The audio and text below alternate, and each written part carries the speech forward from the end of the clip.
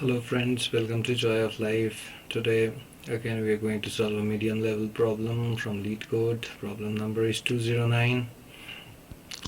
So the problem says given an array of positive integer nums and a positive integer target. So we're given with two inputs. One is a nums, which is an array, and a positive integer target. Return the minimal length of a contiguous subarray. So contiguous means the element should be next to each other in the array, of which the sum is greater or equal to the target. So we have to find a contiguous subarray whose sum is greater than or equal to the target. If there is no such subarray, return 0. So let us look at few of the examples. So here we have been given with target as 7 and the array 2, 3, 1, 2, 4, 3. So we need to find anything greater or equal to 7. So 7 is present here.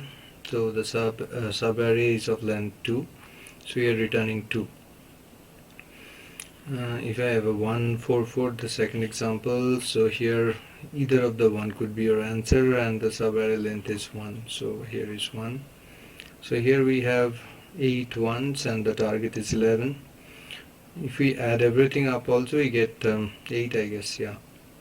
8, and our target is 11. We cannot get 11 using 8 ones. So our output is 0.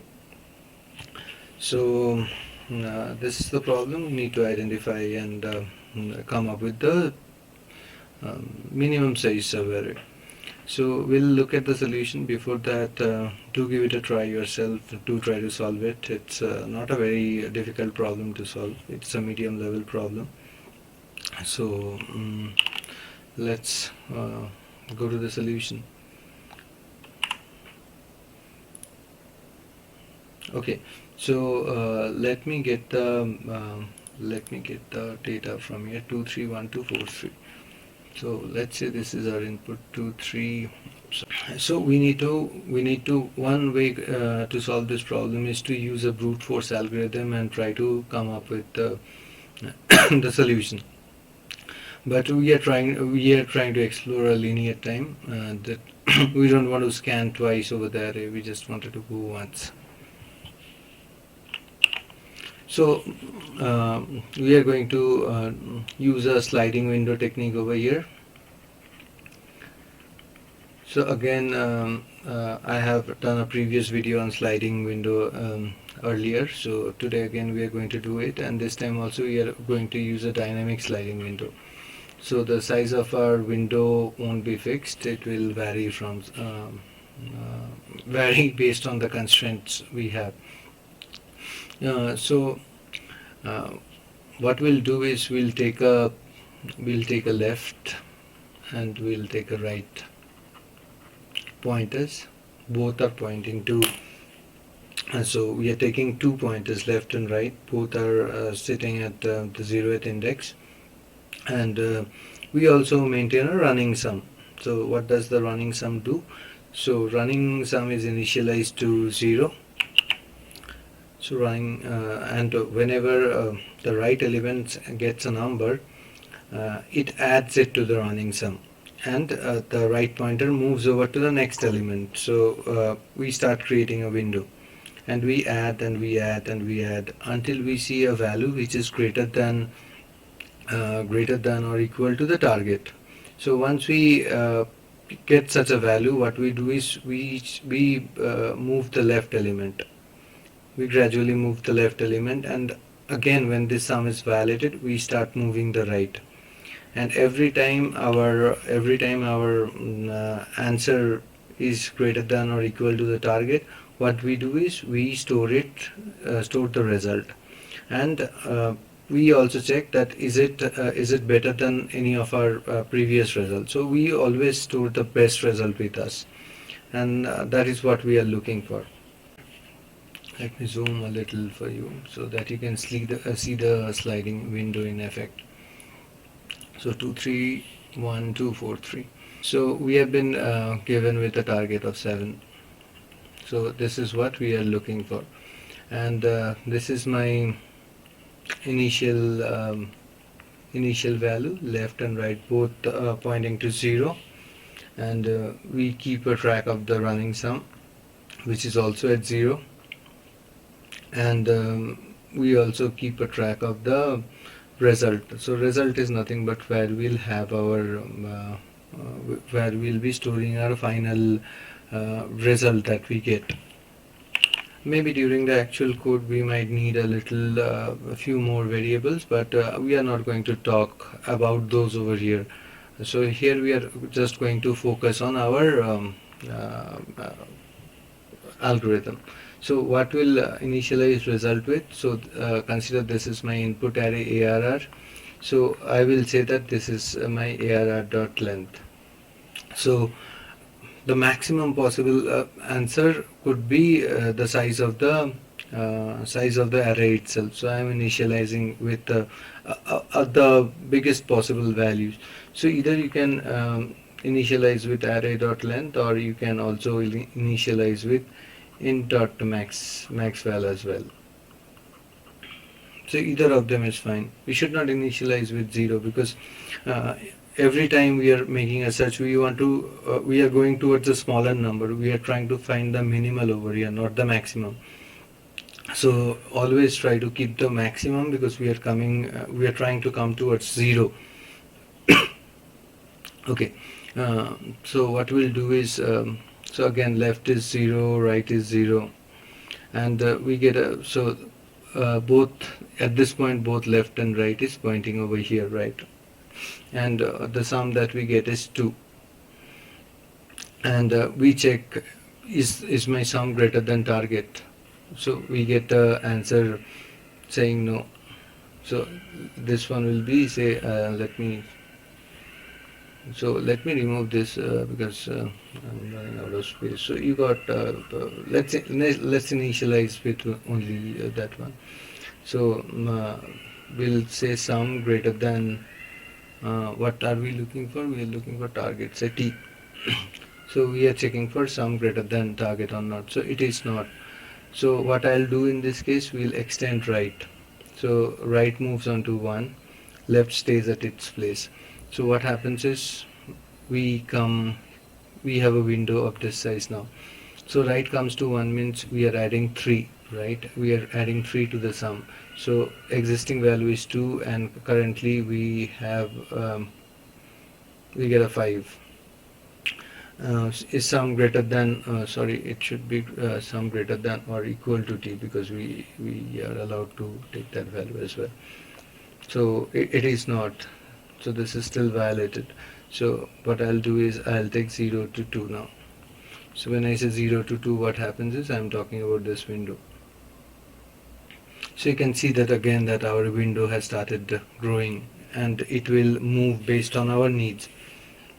So now what happens is, I add 1 to it, and still it is not greater than or equal to the target that we are looking for. So this still remains at no. So the next value is, so every time we get a no, we increment our right. So we come to 3 now. So this becomes my window. So at the third index I have a value 2, so I get a 8. So you can see that what I get when I get a 8 over here, that means this condition is satisfied. So I have a sum greater than what I am looking for. So I am going to store that result. So I am going to store, so what I got over here, my right is at 3, and my left is at 0. So I need this window. So I'll do a right. So let me put down the formula for you over here. Right minus left. So what I'm doing a right minus the left, and since we are at a 0 base index, we are doing a plus 1. So 3 minus 0, we are doing right 3, and we have plus 1. So the answer will be 4. So you can see that there are 4 elements involved over here: 2, 3, 1, and 2, right? 2, 3, 1, and 2 to get 8. So 2 plus 1, 3, 6 to 8. And I have a yes over here at the moment. So when I get a yes, what I do, I move my left. I move my left. So when I move my left, so I'll break this step into two steps, just for your clarity of understanding. So this is at 1. So what happens to the sum is, when I move to the left is, first I release where my left is. So just visualize that since we are adjusting the window now, I'm moving my left window and making it shorter. That means I have to deduct, I have to subtract whatever the left edge was pointing to. I am releasing that value. So basically what happens is, we do a 8 minus, it was previously pointing to 0, right? 0 means 2. So 8 minus 2, which is 6, right? So my window becomes this now. So you can see here 3 plus 2 plus 1 is 6. And what happens over here, this condition is violated again. I am not exceeding it again. So what I'll do is, I stay at 1, I increment my right. I am trying to find any bigger value in a shorter window. So my window becomes this, and my sum is 6 at the moment, and I do at plus of 4, right? So the right is pointing to this value, so I get a value 10, and yes, it is again greater than what we are searching for. So what happens now is, I change my left again, so I put a 2 over here, and what happens with that is, my window becomes this, and when I do this, my right does not change, and it becomes 10 minus 3, which is 7, and my condition is still satisfied. So I missed a couple of steps over here. So here we need to compute and get the new value, right? So here my value was 4 minus 1 plus 1. So this is also 4. So this is we no need to update for us. Now when I have a value over here, I can just say 4 minus 2 plus 1. So 4 minus 2 is 2 plus 1, 3. So you can see that this window over here is shorter compared to the other windows that we have seen so far. So our best result is 3 so far. Okay, so sorry that I updated it a little late, but you got the point, right? So this is still getting satisfied. So what will happen is, the next I'll move my left again, and the right remains at its own place. So we come here now. So now we do a 7 minus 3, 0, 1, 2, 3, 7 minus 2, which is 5. So no need to do this step, because it is clearly in violation. 5 is smaller than what we want. So again 3 to 5 this time. So 3 to 5, we currently have a value of 5. So 5 plus 3 is 8. And so we go and check the size of this window now. So we do a 5 minus 3 plus 1. We get a window of size 3, and yes, it is violating. So I'll be I did not update it. Sorry. So I get a value of 8. So now I increment this, and this remains at 5. So 4 to 5, this window has come now. So what happens is, we do a 8 minus 8 minus it's a mistake over here, so it will be 6 actually. So 6 plus 3, this would be 9 actually, and this will be 9 minus 2. 2 is the value that we are leaving, right? Yeah, 9 minus 2, which is 7. So this is still in this condition is satisfied. So 5 minus 4 plus 1, so we get 2 over here. And does my condition get satisfied? Yes. And then what happens is, this moves to 5. So both now moves to 5. So I check for this window. So you can see that we have started from the leftmost dot and we have reached the rightmost dot. So what happens is, here 7 minus 4 is 3. So we don't need to calculate this window because 3 is smaller, so it will be a no over here. And what we do is we increment the right, and we see that we have gone past the index. So our index was 0 1 2 3 4 5, and we the right is now at 6.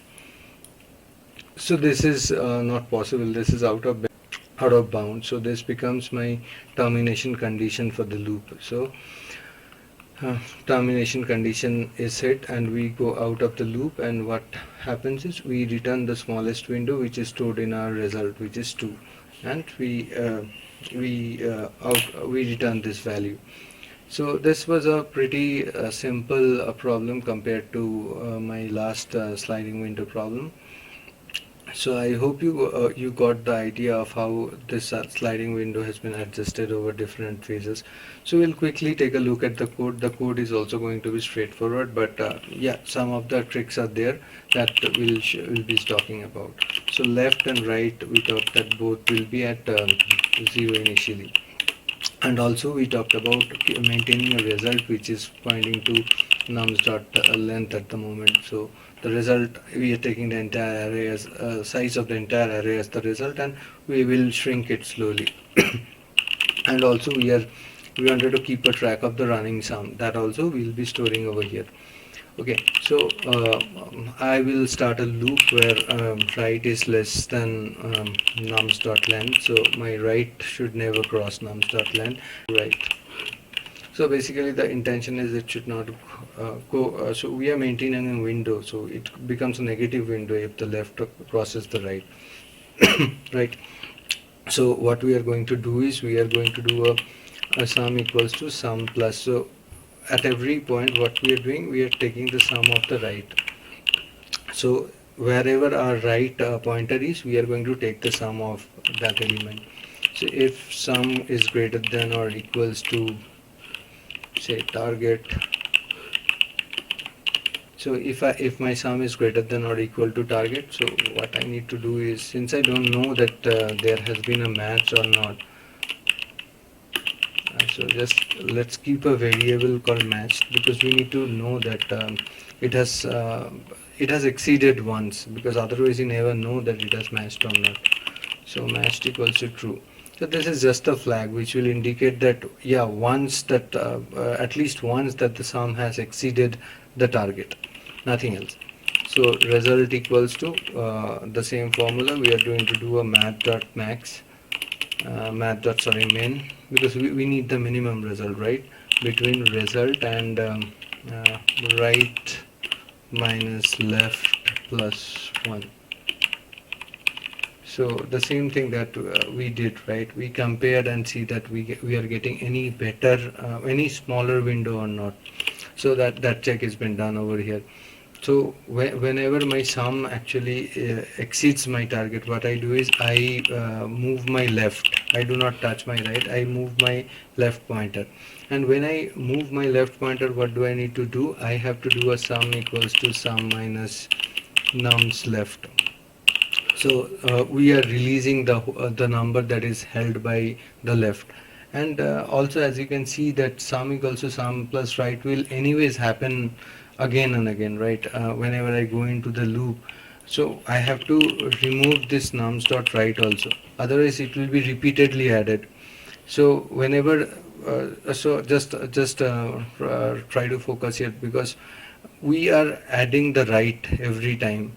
Now if I don't, what happens is my right bound is fixed. When sum is greater than target, my right is fixed. I am not moving my right, I am adjusting my left only, right? So what happens is I have to so right is fixed at one position. So when this loop is executed again on the next pass also, it will add the right again, because this statement sum equals to sum plus right is not inside any condition. It will happen irrespective of you are moving left or right.